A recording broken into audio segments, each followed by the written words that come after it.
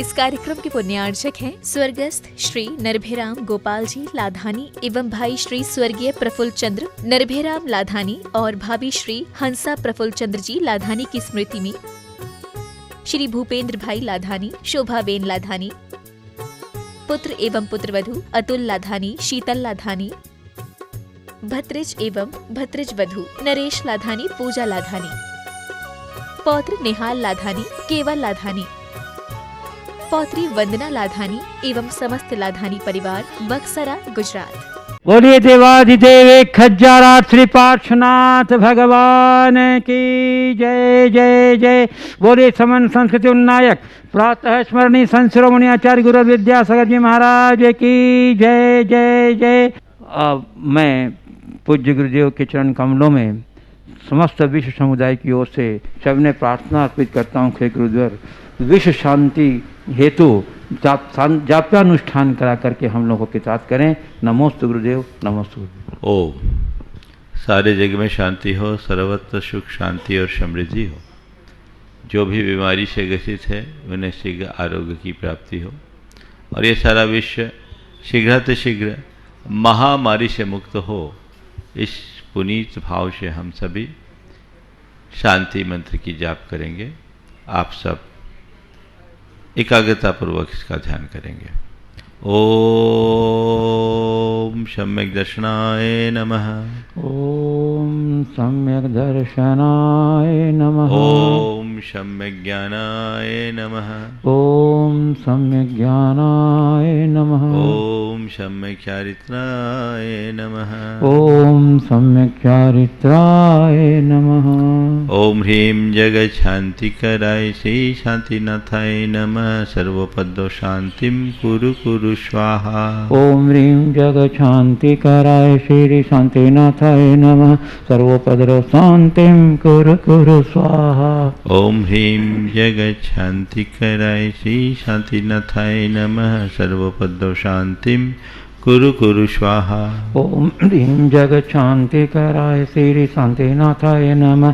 सर्वपदो शांतिं कुरु कुरु स्वाहा। ओम ह्रीं जगत शांतिकराय श्री शांतिनाथाय नमः। सर्वपदो शांतिं कुरु कुरु स्वाहा। ओम ह्रीं जगत शांतिकराय श्री शांतिनाथाय नमः। सर्वपदो शांतिं कुरु कुरु स्वाहा। ओम ह्रीं जगत शांतिकराय श्री शांतिनाथाय नमः। सर्वपदो शांतिं कुरु कुरु स्वाहा। ओम ह्रीं जगत शांतिकराय श्री शांतिनाथाय नमः। सर्वपदो शांतिं कुरु कुरु स्वाहा। ओम ह्रीं जगत शांतिकराय श्री शांतिनाथाय नमः। सर्वपदो शांतिं कुरु कुरु स्वाहा। ओम ह्रीं जगत शांतिकराय श्री शांतिनाथाय नमः। सर्वपदो शांतिं कुरु कुरु स्वाहा। ओम ह्रीं जगत शांतिकराय श्री शांतिनाथाय नमः। सर्वपदो शांतिं कुरु कुरु स्वाहा। ओम ह्रीं जगत शांतिकराय श्री शांतिनाथाय नमः। सर्वपदो शांतिं कुरु कुरु स्वाहा। ओम ह्रीं जगत शांतिकराय श्री शांतिनाथाय नमः। सर्वपदो शांतिं कुरु कुरु स्वाहा। ओम ह्रीं जगत शांतिकराय श्री शांतिनाथाय नमः। सर्वपदो शांतिं कुरु कुरु स्वाहा। ओम ह्रीं जगत शांतिकराय श्री शांतिनाथाय नमः। सर्वपदो शांतिं कुरु कुरु स्वाहा। ओम ह्रीं जगत शांतिकराय श्री शांतिनाथाय नमः। सर्वपदो शांतिं कुरु कुरु स्वाहा। ओम ह्रीं जगत शांतिकराय श्री शांतिनाथाय नमः। सर्वपदो शांतिं कुरु कुरु स्वाहा। ओम ह्रीं जगत शांतिकराय श्री शांतिनाथाय नमः। सर्वपदो शांतिं कुरु कुरु स्वाहा। ओम ह्रीं जगत शांतिकराय श्री शांतिनाथाय नमः। सर्वपदो शांतिं कुरु कुरु स्वाहा। स्वाहा। ओम ह्रीं जगच्छान्तिकराय श्री शान्तिनाथाय नमः। सर्वोपद्रव शान्तिं कुरु कुरु स्वाहा। ओम ह्रीं जगच्छान्तिकराय श्री शान्तिनाथाय नमः। सर्वोपद्रव शान्तिं कुरु कुरु स्वाहा। ओम ह्रीं जगच्छान्तिकराय श्री शान्तिनाथाय नमः। सर्वोपद्रव शान्तिं कुरु कुरु स्वाहा। ओम ह्रीं जगच्छान्तिकराय श्री शान्तिनाथाय नमः। सर्वोपद्रव शान्तिं कुरु कुरु स्वाहा। ओम ह्रीं जगच्छान्तिकराय श्री शान्तिनाथाय नमः। सर्वोपद्रव शान्तिं कुरु कुरु स्वाहा। ओम ह्रीं जगच्छान्तिकराय श्री शान्तिनाथाय नमः। सर्वोपद्रव शान्तिं कुरु कुरु स्वाहा। ओम ह्रीं जगच्छान्तिकराय श्री शान्तिनाथाय नमः। सर्वोपद्रव शान्तिं कुरु कुरु स्वाहा। ओम ह्रीं जगच्छान्तिकराय श्री शान्तिनाथाय नमः। सर्वोपद्रव शान्तिं कुरु कुरु स्वाहा। ओम ह्रीं जगच्छान्तिकराय श्री शान्तिनाथाय नमः। सर्वोपद्रव शान्तिं कुरु कुरु स्वाहा। ओम ह्रीं जगच्छान्तिकराय श्री शान्तिनाथाय नमः। सर्वोपद्रव शान्तिं कुरु कुरु स्वाहा। ओम ह्रीं जगच्छान्तिकराय श्री शान्तिनाथाय नमः। सर्वोपद्रव शान्तिं कुरु कुरु स्वाहा। ओम ह्रीं जगच्छान्तिकराय श्री शान्तिनाथाय नमः। सर्वोपद्रव शान्तिं कुरु कुरु स्वाहा। ओम ह्रीं जगच्छान्तिकराय श्री शान्तिनाथाय नमः। सर्वोपद्रव शान्तिं कुरु कुरु स्वाहा। ओम ह्रीं जगच्छान्तिकराय श्री शान्तिनाथाय नमः। सर्वोपद्रव शान्तिं कुरु कुरु स्वाहा। ओम ह्रीं जगच्छान्तिकराय श्री शान्तिनाथाय नमः। सर्वोपद्रव शान्तिं कुरु कुरु स्वाहा। ओम ह्रीं जगच्छान्तिकराय श्री शान्तिनाथाय नमः। सर्वोपद्रव शान्तिं कुरु कुरु स्वाहा। ओम ह्रीं जगच्छान्तिकराय श्री शान्तिनाथाय नमः। सर्वोपद्रव शान्तिं कुरु कुरु स्वाहा। ओम ह्रीं जगच्छान्तिकराय श्री शान्तिनाथाय नमः। सर्वोपद्रव शान्तिं कुरु कुरु स्वाहा। ओम ह्रीं जगच्छान्तिकराय श्री शान्तिनाथाय नमः। सर्वोपद्रव शान्तिं कुरु कुरु स्वाहा। ओम ह्रीं जगच्छान्तिकराय श्री शान्तिनाथाय नमः। सर्वोपद्रव शान्तिं कुरु कुरु स्वाहा। ओम ह्रीं जगच्छान्तिकराय श्री शान्तिनाथाय नमः। सर्वोपद्रव शान्तिं कुरु कुरु स्वाहा। ओम ह्रीं जगच्छान्तिकराय श्री शान्तिनाथाय नमः। सर्वोपद्रव शान्तिं कुरु कुरु स्वाहा। ओम ह्रीं जगच्छान्तिकराय श्री शान्तिनाथाय नमः।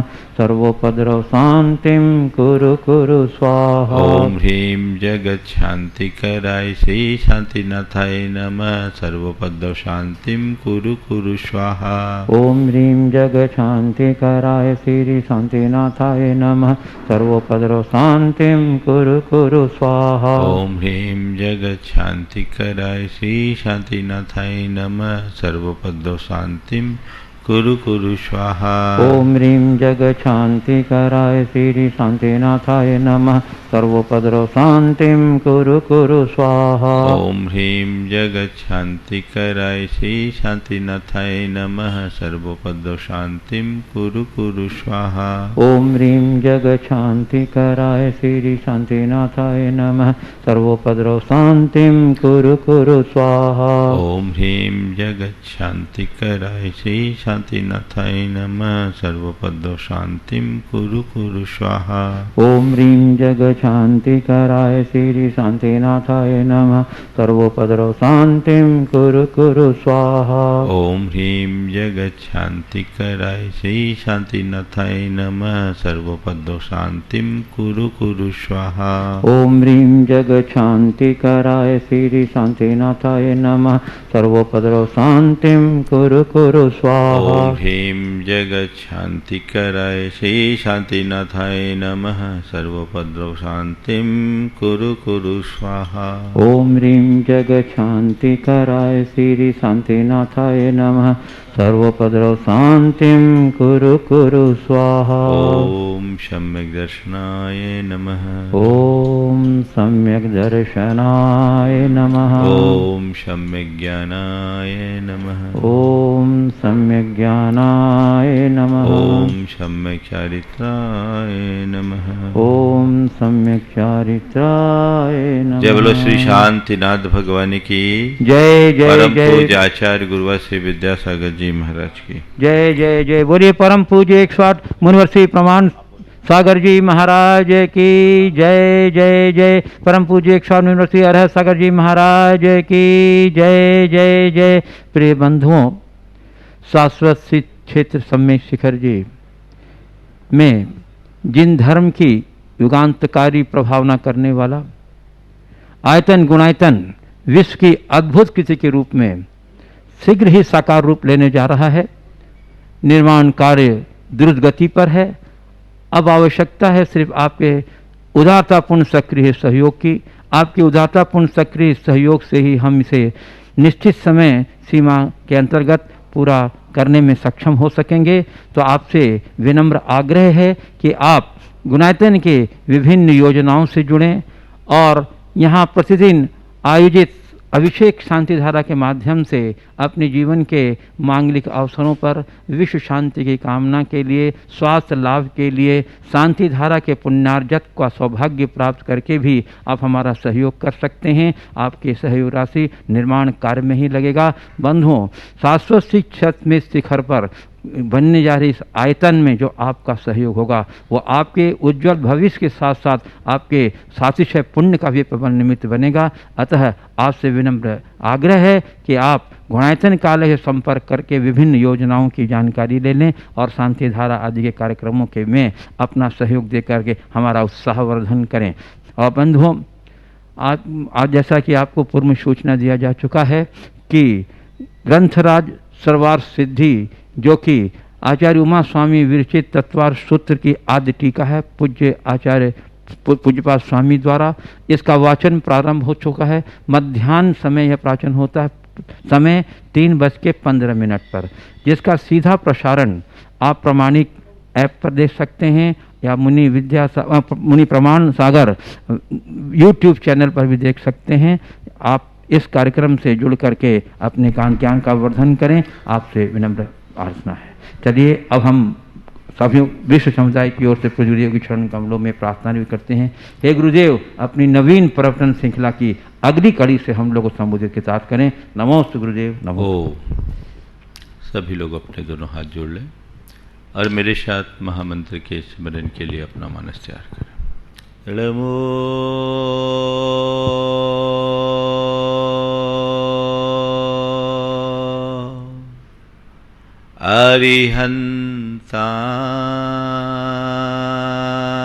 अरिहन्ताणम् नमो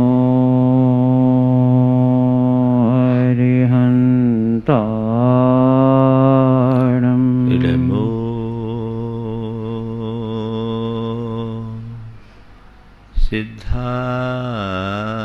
सिद्धाणम् नमो सिद्धाणम् नमो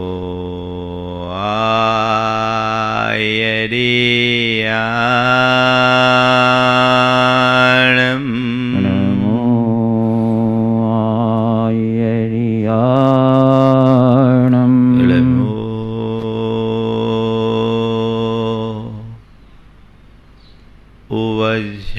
उवज्झाय नमो वज्झायाणम् नमो लो होए,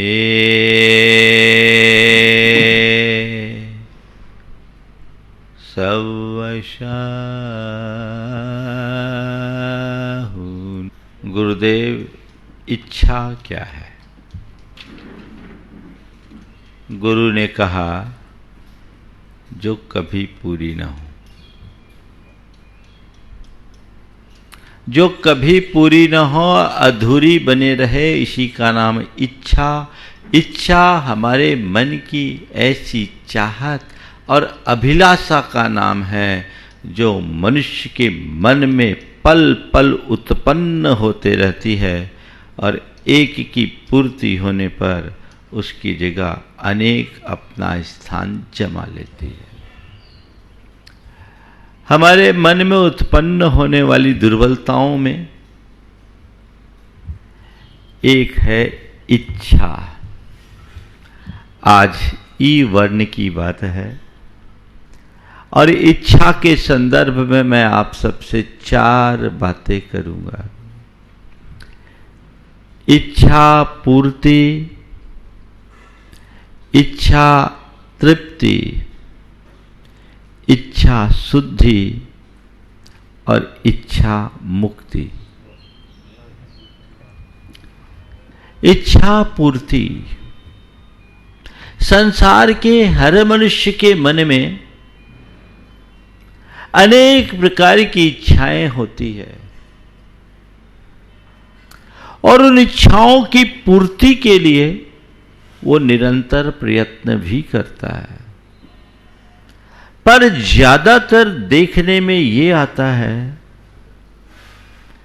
कि मनुष्य के मन में जो इच्छा होती है प्रायः उससे उल्टा होता है।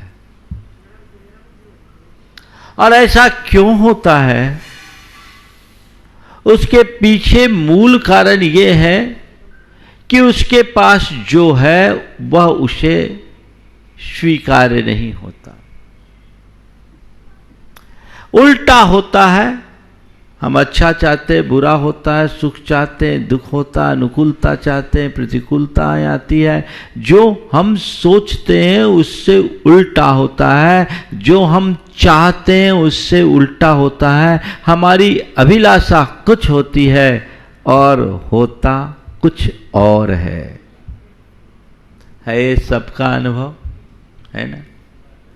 अगर इसी को हम थोड़ा सा मोड़ दें और मेरे जीवन में जो कुछ घट रहा है उसे सहज रूप से स्वीकार ले, तो संभवतः हमें इच्छा पूर्ति के लिए अतिरिक्त प्रयत्न करने की जरूरत ना हो। मनुष्य के मन में इच्छाएं उत्पन्न होती है और वह अपनी एक इच्छा को पूरी करने का प्रयत्न करता है। कदाचित वह उसमें सफल भी हो जाए तो उसके स्थान पर 100 इच्छाएं और आकर के खड़ी हो जाती है। वो एक को पूरी करता है, दूसरी तीसरी चौथी पांचवी ऐसी अनंत इच्छाएं मनुष्य के मन में उत्तरोत्तर उत्पन्न होते रहती है और मनुष्य अपना संपूर्ण जीवन इच्छाओं की पूर्ति के लिए लगाता है, लेकिन उसकी इच्छाएं अधूरी रह जाती है। जिंदगी पूरी हो जाती है, इच्छाएं अधूरी रहती है। आज तक संसार में ऐसा एक भी व्यक्ति नहीं हुआ जो ये कहे कि मैंने अपने जीवन में उत्पन्न समस्त इच्छाओं की पूर्ति कर लिया। हो ही नहीं सकती।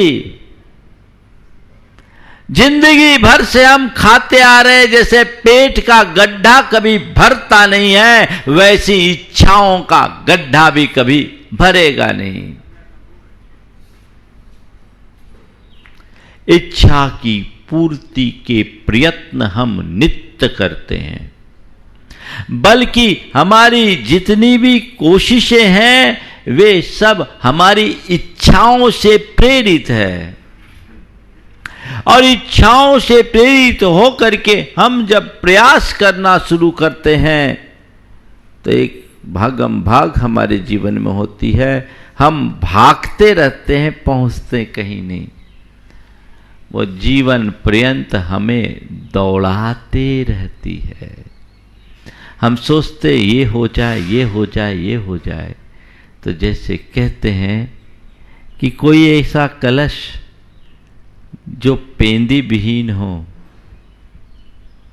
और हम उसमें कितना भी पानी डालें, उसे भरने का कितना भी प्रयास क्यों न करे,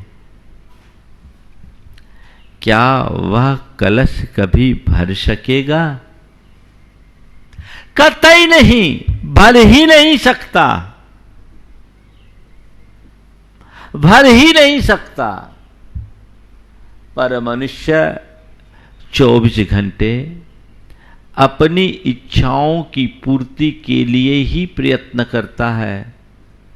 प्रयत्न जारी रहता है, पूर्ति नहीं होती और अंततः वह थक करके मर जाता है। अपने जीवन में जो पाना चाहिए वो नहीं पा पाता। तो संत कहते हैं, अपने मन में उत्पन्न इच्छाओं को देखो और थोड़ा अतीत में लौट करके देखो कि तुमने अब तक अपनी कितनी इच्छाओं की पूर्ति की। ये सच है कि जब मनुष्य के अभिलषित बात की पूर्ति हो जाती है, मनुष्य की इच्छा की पूर्ति होती है, तो कुछ पल के लिए उसे शांति मिलती है, सुख और प्रसन्नता की अनुभूति होती है। लेकिन कितनी देर तक, कितनी देर तक? जितनी देर हम उस सुख की अनुभूति करते हैं, उसी अवधि में अनेक अनेक इच्छाएं मन में उत्पन्न होने लगती है। किसी को भूख लगी है, खाने की इच्छा है, तो खाने के लिए बैठ गए तो अच्छा खाने की इच्छा है। अच्छे में भी बहुत सारी चीजें, तो अब ये खाना है, तब ये खाना है, तब ये खाना है, तो ये खाना है। उस इच्छा की पूर्ति हो जाने के बाद अब खा लिए हैं तो थोड़ा सुस्ता लें। ये कुछ ना कुछ तो मन में लगा ही रहेगा। तो इच्छा की कभी पूर्ति नहीं हो सकती। भगवान महावीर ने एक बहुत अच्छा संदेश दिया। वो कहते हैं, सुवर्ण रुवस्सवि हु पव्वया होई कैलास समा असंख्या, नरस लुद्धस न होते ही किंची, इच्छा हो आकाश समा अनंतया। तुम्हारे पास सोने और चांदी के कैलाश पर्वत के समान असंख्य पर्वत ला करके खड़े कर दिए जाए, सोने चांदी के असंख्य पर्वत भी यदि ला करके खड़े कर दिए जाए तो भी लालची मनुष्य को तृप्ति नहीं हो सकती, क्योंकि इच्छाएं आकाश के समान अनंत है। इच्छा आकाश के समान अनंत है। दूर क्षितिज को देखो तो ऐसा लगता है कि धरती और आसमान मिलकर के एक हो गए, लेकिन संसार के किसी कोने में धरती और आसमान एक नहीं हुए। हमें ऐसा लगता है कि 2-4 मील जाएंगे तो अब क्षितिज को छू लेंगे, लेकिन हम जितना आगे बढ़ते हैं क्षितिज उतना ही बढ़ते जाता है। हमारे मन में इच्छाएं होती है कि इतना हम कर लेंगे तो मैं तृप्त हो जाऊंगा, लेकिन हम जितना करते हैं हमारी चाहते उतनी बढ़ते जाती है। तो हमारे सामने 2 बातें, एक तो इच्छा की पूर्ति और दूसरी इच्छा की तृप्ति। हम इच्छा की पूर्ति के प्रयत्न खूब करते हैं, लेकिन हमें इच्छा से तृप्ति नहीं मिलती। एक तो पूर्ति करना मुश्किल और जिसे पूर्ण किया है उससे तृप्ति मुश्किल। मनुष्य के जीवन की एक बड़ी विडंबना है कि मनुष्य जिसे चाहता है या तो वो मिलती नहीं, और दूसरी है कि वो मिल जाती है। जो चाहता है वो जब तक मिलती नहीं तब तक उसे पाने की आतुरता होती है, और जब मिल जाती है तो उकताहट आ जाती है, फिर उसकी तरफ से ध्यान हटकर किसी और की तरफ ध्यान भागने लगता है, और यही मनुष्य को उलझाती है। तो इच्छा की पूर्ति असंभव है, और इच्छाओं की तृप्ति भी असंभव है।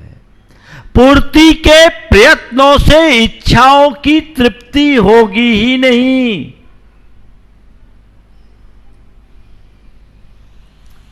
एक कपिल नाम का ब्राह्मण था, अपने गांव से शहर में अध्ययन करने के लिए गया। उसे एक सेठ के यहाँ रख दिया गया, और सेठ के यहाँ वो थोड़ा सा काम करता था। सेठ उसके भरण पोषण की व्यवस्था करता था और वो अध्ययन करता था।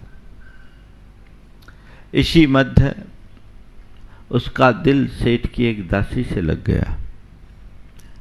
गया था आत्मा का पाठ पढ़ने के लिए, पढ़ गया प्रेम का पाठ।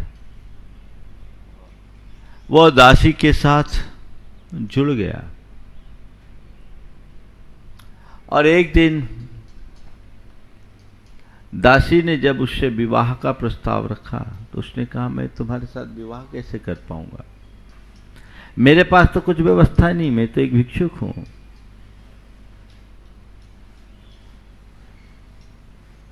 तो दासी ने कहा, आपको पता नहीं यहां का राजा बड़ा उदार है।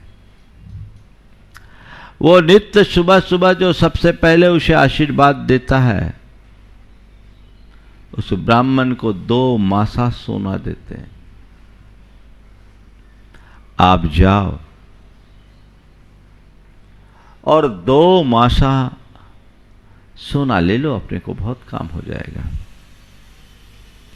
उसे अपनी प्रेयसी की बात समझ में आ गई, और रात अंधेरे में ही वो राजदरबार की ओर बढ़ गया, इस भाव से कि कोई दूसरा मुझसे पहले ना आ जाए, नहीं तो मैं आज वंचित रहूंगा। ओम, मुझे वंचित रहना पड़ेगा। वो गया, राजकर्मियों ने उसे पकड़ लिया। ये सोचा कोई चोर उचक्का तो नहीं है। उसे राज दरबार में ले जाकर उपस्थित किया गया। राजा ने उससे कारण पूछा कि इतनी अंधेरे में तुम कहां जा रहे थे, क्या इरादा थे? उसने जो वास्तविकता थी सच सच बता दिया। राजा उसकी सत्यतापूर्ण सरलता से बहुत प्रभावित हुआ, और राजा ने कहा, ब्राह्मण, मैं तुम पर मुग्ध हूं। आज मैं तुम्हें 2 मासा नहीं, तुम जो चाहो वो मैं तुम्हें दूंगा। तुम जो चाहो वो मैं तुम्हें देने को तैयार हूं। अब दिमाग में चिंतन शुरू। जो चाहो सो दो, 2 मासा है, 2 तोला ले लूं। 2 तोला में क्या होगा, जेवर भी ढंग के नहीं बनेंगे। तो 2 शेर ले लूं, उससे भी क्या होगा, वो तो थोड़े दिन में खत्म हो जाएगा। राजा ने कहा है तो 1 लाख स्वर्ण मुद्राएं ले लूं। अरे जब मिल ही रहा है तो 1 लाख स्वर्ण मुद्रा लेके क्या करेगा है? और भी बहुत लोगों के पास है, कुछ और बढ़ाओ। अरे जब लेना ही है तो 1 करोड़ स्वर्ण मुद्राएं क्यों ना ले लूं? मन में आया, अरे जब देने वाला दे ही रहा है तो हाथ खींचने की क्या जरूरत? 1 करोड़ स्वर्ण मुद्राएं क्यों? अगर मांगना ही है तो राजा का राज्य ही क्यों ना मांग लो। वो इसी उधेड़ बुन में था कि इसी बीच राजा ने कहा, ब्राह्मण जल्दी मांगो, क्या मांगना है? ब्राह्मण जल्दी मांगो, क्या मांगना है? ब्राह्मण शब्द सुनते ही कपिल का अंतर ब्रह्म जाग उठा। उसे लगा कि अरे मैं कहां पहुंच गया, किस मृग तृष्णा में उलझ गया, इच्छा की किस अंतहीन दौड़ में मैं फंस गया। मैं भिक्षुक भिक्षाचरी से अपना गुजारा करने वाला आज 2 मासा सोने के भाव लेकर आया था और करोड़ों पाने के बाद भी मन में तसल्ली नहीं। धिक्कार है मुझे, धिक्कार है मुझे जो मेरी लालसा ने इसके राज्य तक पहुंचा दिया। अपने आप को झकझोरा और राजन से कहा, राजन मुझे कुछ नहीं चाहिए, मुझे कुछ नहीं चाहिए। नहीं नहीं, आप निसंकोच बोलो, आपको क्या चाहिए? राजन मुझे जो चाहिए था वह सब कुछ मिल गया। अरे मैंने तो अभी तक कुछ दिया ही नहीं, फिर मिला क्या? हाँ, मुझे जो मिला है वो आप मुझे दे भी नहीं सकते और कोई नहीं दे सकता। मुझे जो मिला है वो आप मुझे दे भी नहीं सकते और कोई दे भी नहीं सकता। राजा बड़ा आश्चर्यचकित कि आखिर ऐसी क्या बात है जो मिल गई, मेरे दिए बिना मिल गई। तब उन्होंने अपने मन की सारी बात बताई, मन की सारी बात बताई और कहा, राजन मैंने देख लिया इच्छाओं के अंतहीन जाल को, मैंने पहचान लिया इच्छाओं की तासीर को। अब मैंने तय कर लिया है कि अब मैं इच्छा की पूर्ति के लिए नहीं, क्योंकि इच्छा की पूर्ति से तृप्ति नहीं होगी, अब मैं इच्छा की मुक्ति का मार्ग अपनाऊंगा और दिगंबरत्व को धार कर अपने जीवन का उद्धार करूंगा। मुझे अब कुछ नहीं चाहिए। और वे कपिल मुनि बने, दिगंबरत्व को अंगीकार किया, आत्म ध्यान में डूबे, ऐसे डूबे कि उन्हें उसी क्षण केवल ज्ञान हो गया। तो भगवान महावीर कहते, जहां लाहो तहा लोहो, लोहो लाहीन वड्ढई, 2 मास कयम कज्जम कोडिये भी न निठवई। जैसे जैसे लाभ होता है वैसे वैसे लोभ बढ़ता है, लोभ लाभ से बढ़ता है। 2 मासा का काम, 2 मासा सोने का काम करोड़ों स्वर्ण मुद्राओं से भी पूर्ण नहीं होता। ये आपके जीवन का अनुभव भी हो सकता है।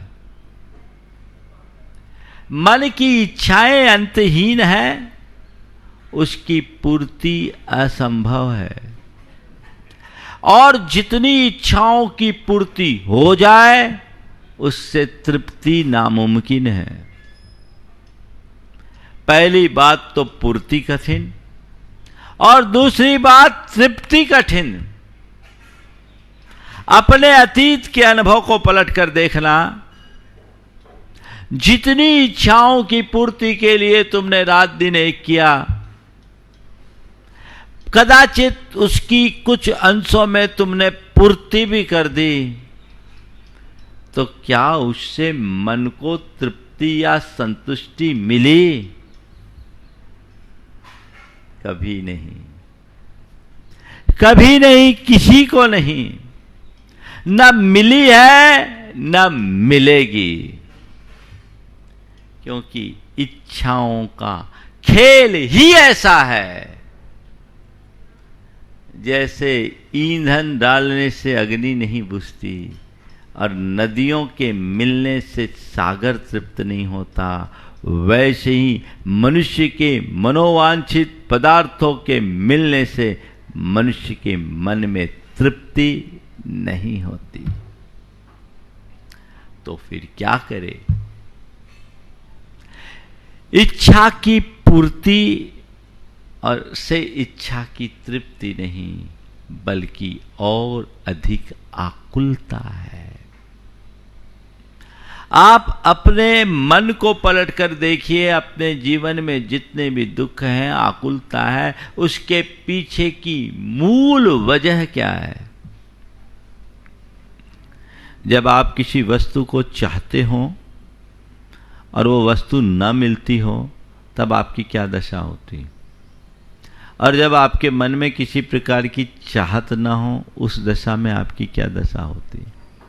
महाराज, जब चाहत नहीं होती तो हम बड़े सामान्य होते हैं, लेकिन जब चाहत होती है तो जब तक उसकी पूर्ति ना हो जाए तब तक मन बेचैन होता है। हम अपनी सारी शक्ति उसे पाने के लिए झोंक देते हैं, दीवाने बन जाते हैं, है ना?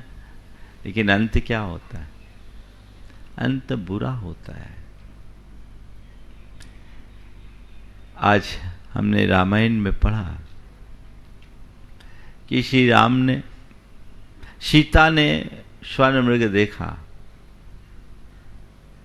और उसे पकड़ करके लाने के लिए श्री राम को प्रेरित किया। श्री राम स्वर्ण मृग के पीछे दौड़े, लक्ष्मण के मना करने के बाद भी दौड़े कि इसे तो मैं अभी पकड़ कर ले आता हूं। अंत में परिणाम क्या हुआ सबको पता है। अंत में परिणाम क्या हुआ सबको पता है। उस स्वर्ण मृग के पीछे सीता का हरण हो गया। ये घटना तो केवल रामायण की है, लेकिन आज भी घट रहा है। ये स्वर्ण मृग क्या है? ये हमारे मन की जो इच्छा और तृष्णा है, वो बड़ा आकर्षक रूप लेकर हमारे सामने प्रकट होता है और उसे पूर्ण करने के प्रयत्न में मनुष्य भागता है और अपने अंदर की शांति की सीता को खो देता है। भाग रहा है, भाग रहा है, भाग रहा है। कब तक इस स्वर्ण मृग के पीछे भागोगे? कब तक इस माया की चकाचौंध में उलझोगे? जब तक भागते रहोगे कुछ भी हासिल नहीं होगा। भागो नहीं, जागो, निद्रा त्यागो, जीवन के सत्य को समझो और ये तय कर लो कि इच्छाओं की पूर्ति होने वाली नहीं है और इच्छाओं से तृप्ति होने वाली नहीं है। तो जब इच्छा की पूर्ति होने वाली नहीं है, इच्छाओं से तृप्ति होने वाली नहीं, बस लगता है कि इतना और हो जाए तो बस ठीक, इतना और हो जाए तो बस ठीक, इतना बार हो जाए तो ठीक। ऐसा ही होता है ना। होता क्या है? एक संत एक किसान के घर आए, भोजन किया, उन्होंने उनका बहुत अच्छा आतिथ्य किया। आतिथ्य करने के बाद संत उससे बड़े प्रभावित हुए। पूछा कि तुम अपना गुजर बसर कैसे करते हो? बोले बस कुछ नहीं, आप जैसे संतों की चरण रज लेता हूं और अपने जीवन को कृतार्थ करता हूं। आप सबकी कृपा ही मुझ पर फलती। बोले क्या हुआ?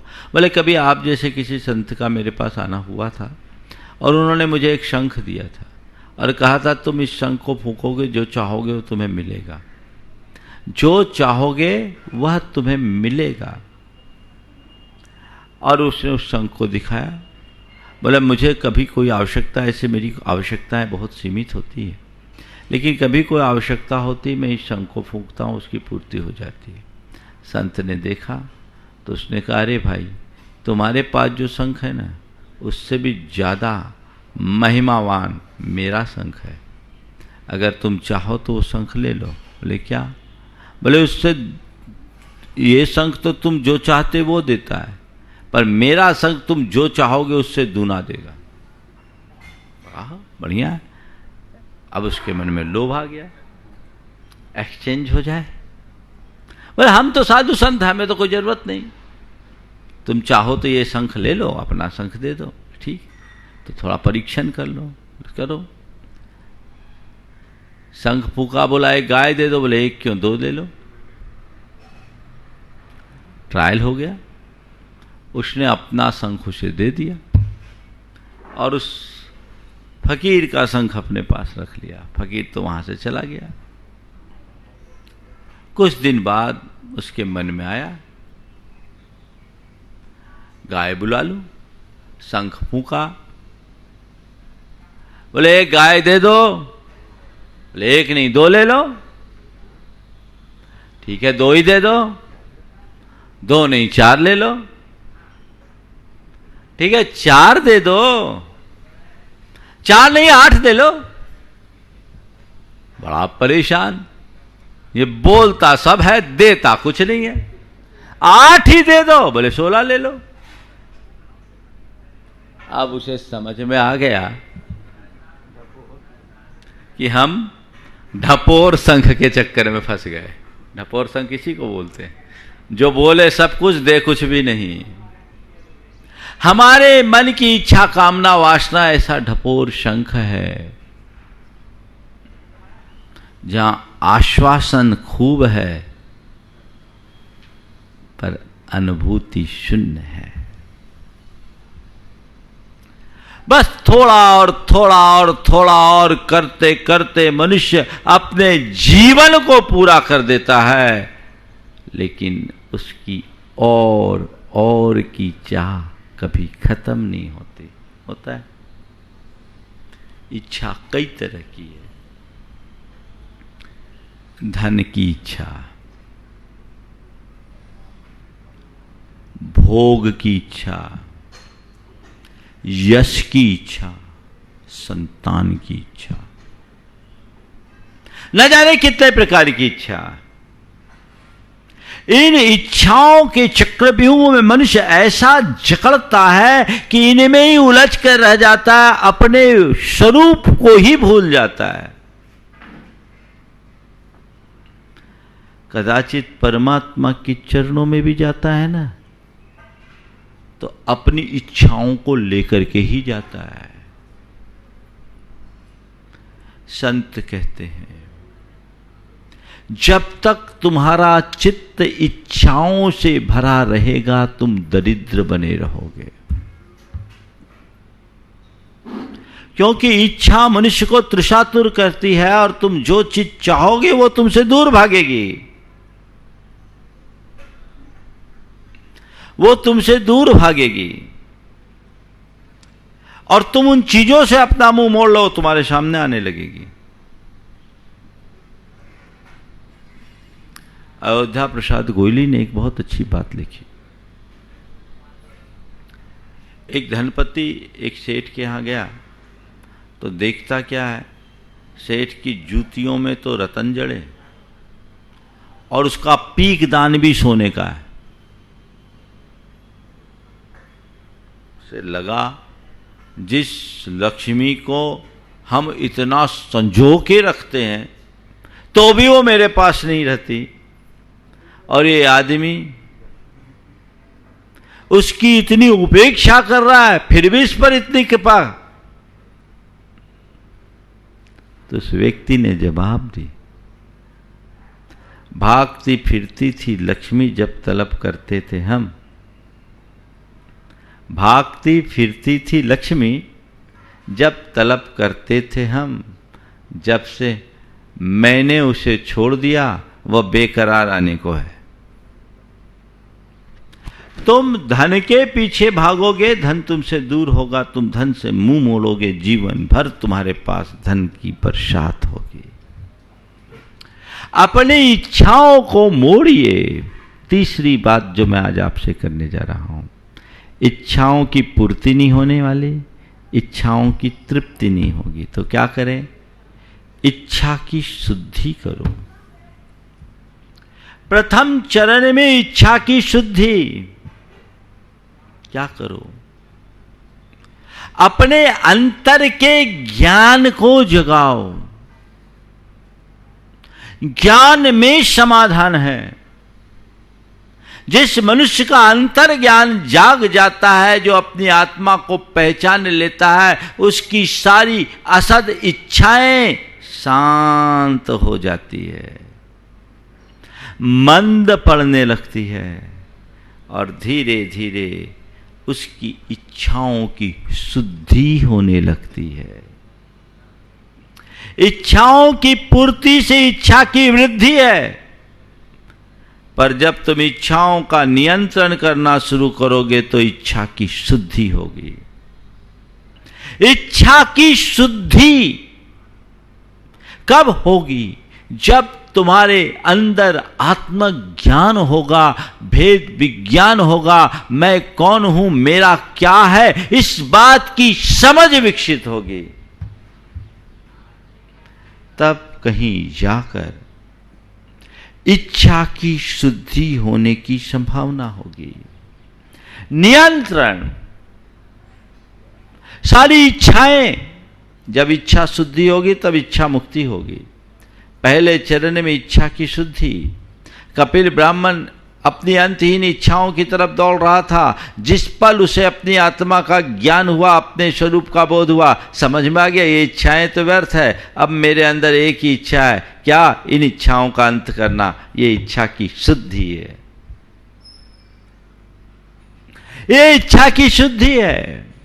अब लोभ लाभ के गणित से मुझे मुक्त होना है, मुझे भोगेशना से बचना है, मुझे विषयों की चाह से बचना है, मुझे अशुभ इच्छाओं से बचना है, मुझे काम भोग की लालसा से बचना है। ये अंतर्बोध उसी व्यक्ति, अंतर्भाव उसी व्यक्ति के अंदर जगता है जिसे संसार की निस्सारता का बोध होता है और अपनी आत्मा का भान होता है।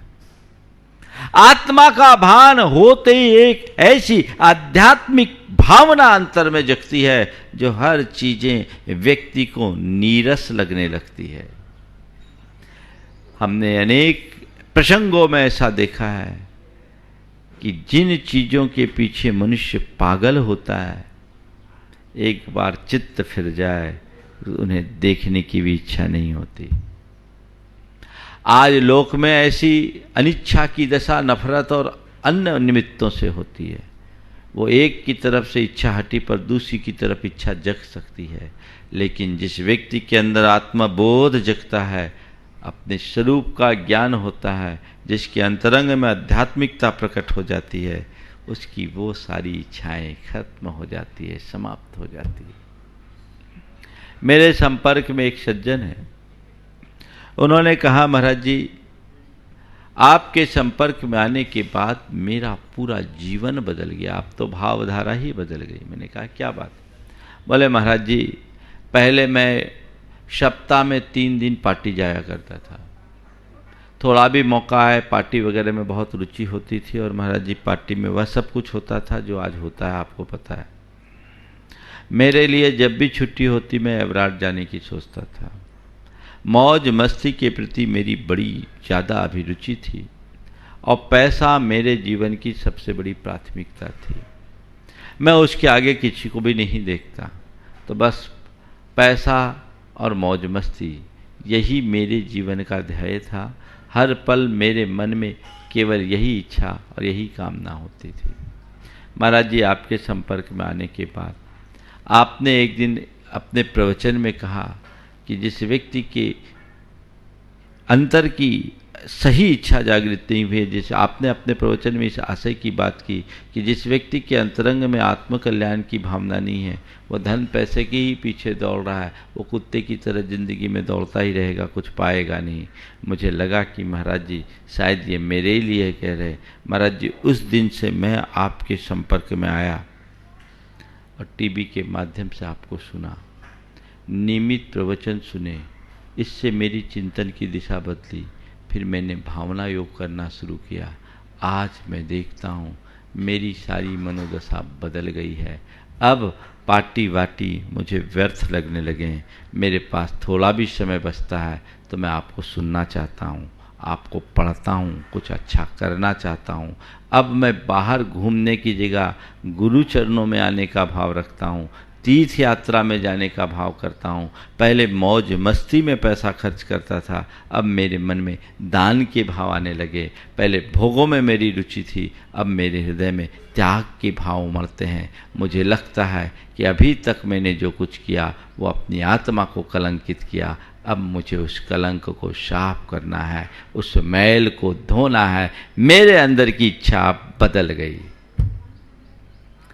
बस इसी का नाम है इच्छा शुद्धि। भाव दशा का परिवर्तन, भाव धारा में बदलाव। अगर ये घट गया तो जीवन धन्य हो गया। तुम अपने मन को टटोल करके देखो कि वर्षों से तुम धर्म ध्यान कर रहे हो, गुरुओं की शरण में आ रहे हो, तुम्हारी इच्छाएं शुद्ध हुई कि नहीं? मैं तो ये देखता हूं कि लोग भगवान के चरणों में भी अपनी इच्छा की पूर्ति के लिए जाते हैं, है ना। भिखारी बनकर भगवान ये दे दो, ये दे दो, वो दे दो। अरे भगवान ने तो ये धंधा ही बंद कर दिया, क्योंकि ऐसा लेन देन भगवान करते तो सबसे ज्यादा परेशान भगवान ही होते। लेकिन लोग इसी मांग भरे चित्त के साथ जाते हैं। मैं आपसे कहता हूं, भगवान के चरणों में जाओ तो ये भाव लेकर मत जाओ कि हे भगवान मेरी इच्छा की पूर्ति कर दो। भगवान की शरण में जाओ तो भगवान से केवल यही प्रार्थना करो, मेरी इच्छा की शुद्धि कर दो। इच्छा अगर शुद्ध हो जाएगी तो तुम्हारे जीवन में स्वाभाविक रूप से संयम और संतोष प्रकट होगा, और जिसके जीवन में संयम और संतुष्टि होगी उसके जीवन में सुख शांति अपने आप प्रकट हो जाएगी। संयम से संतोष होता और संतोष से सुख और सुख शांति होती है। तो वो कब हो? जब इच्छा की शुद्धि हो। तुम अपने आप की पड़ताल करके देखो कि मैंने अपने जीवन का भूभाग इच्छा की पूर्ति में लगाया, इच्छा से तृप्ति पाना चाहा, नहीं मिला, और उन सब अशुभ कार्यों में अपने आप को लगाकर अपने जीवन का अमूल्य समय खोया। अब मेरी चेतना जागी है, अब मैंने पहचाना है अपने आप को, तो अब मुझे अपनी इच्छाओं की शुद्धि करना है, निर्मल बनाना है, असद इच्छाओं से मुक्त होना है, सद इच्छाओं को जगाना है। तब हमारा जीवन धन्य होगा। और चौथा चरण है इच्छा मुक्ति, जो अनिच्छा की दिशा है, जिसके मन में कोई इच्छा ही शेष ना हो। मैं मानता हूं सामान्य जन इच्छा से मुक्त नहीं होते, लेकिन कोई बात नहीं, हम कम से कम इच्छा मुक्त ना हो तो असद इच्छाओं से तो बचे, व्यर्थ के ख्यालों में तो उलझना बंद करे, सद्भावों के साथ जीने का अभ्यास करे। आज लोगों की इच्छाओं का तो हाल बड़ा बुरा है, प्राय उल्टी इच्छा लोग सोचते हैं। भावनाओं को देखें, लोगों के मनोभाव कितने विकृत हैं कि पूछो ही मत। 3 मित्र थे, तीनों ने देवताओं की आराधना की, और आराधना करने के बाद देवता ने बोला मांगो, तीनों को एक एक वरदान दूंगा। तो तीनों एक दूसरे के धुर विरोधी भी थे। एक ने कहा एक काम करो, उसको मेरे रास्ते से अलग कर दो। दूसरे से पूछा, बोला ठीक है, उसको मुझसे इसको भी निपटा दो। तो तीसरे से पूछा तुम्हारा क्या ख्याल है? बोला मुझे कुछ नहीं चाहिए, मैं तो बहुत संतुष्ट हूँ, दोनों का काम कर दो। तो ये तुम्हारी इच्छा के उदाहरण है। असद इच्छाओं से कभी कल्याण नहीं होगा। और फिर इच्छा से मुक्ति, ये हमारी साधना का चरम लक्ष्य है। हम इच्छा मुक्ति करेंगे तभी हम अपने जीवन को धन्य कर सकेंगे, ऐसा प्रयास करना चाहिए। बंधुओं, अभी आपको जैसी सूचना दी गई, कल से सरवार सिद्धि ग्रंथ की कक्षा प्रारंभ हुई है। बहुत सारे लोगों की इच्छा है जो तत्वार सूत्र के विषय में और विशेष जानना चाहते हैं। आचार्य पूज्यपाद रचित सरवार सिद्धि जो मूल संस्कृत का ग्रंथ है, अपने आप में अद्भुत है। तत्वार सूत्र के गूढ़ रहस्यों को खोलने का एक अच्छा माध्यम है। तत्वार सूत्र की आद्य टीका है, तो हम उस टीका का लाभ लें जो आपको ठीक 3:15 से लाभ मिलेगा। सभी को इसकी सूचना दें और आप लाभान्वित हों। समय आप सबका हो गया है, यहीं पर विराम। बोलिए परम पूज आचार्य गुरुवर श्री विद्यासागर जी महाराज की। बोलिए परम पूज्य 108 मुनिवर्षी प्रमाण सागर जी महाराज की जय। मुनिवर्षी अरह सागर जी महाराज की जय। इस कार्यक्रम के पुण्यार्चक थे स्वर्गस्थ श्री नरभेराम गोपाल जी लाधानी एवं भाई श्री स्वर्गीय प्रफुल्ल चंद्र नरभेराम लाधानी और भाभी श्री हंसा प्रफुल्ल चंद्र जी लाधानी की स्मृति में श्री भूपेंद्र भाई लाधानी, शोभाबेन लाधानी, पुत्र एवं पुत्रवधू अतुल लाधानी, शीतल लाधानी, भत्रिज एवं भत्रिज वधू नरेश लाधानी, पूजा लाधानी, पौत्र निहाल लाधानी, केवल लाधानी, पौत्री वंदना लाधानी एवं समस्त लाधानी परिवार, बक्सरा, गुजरात।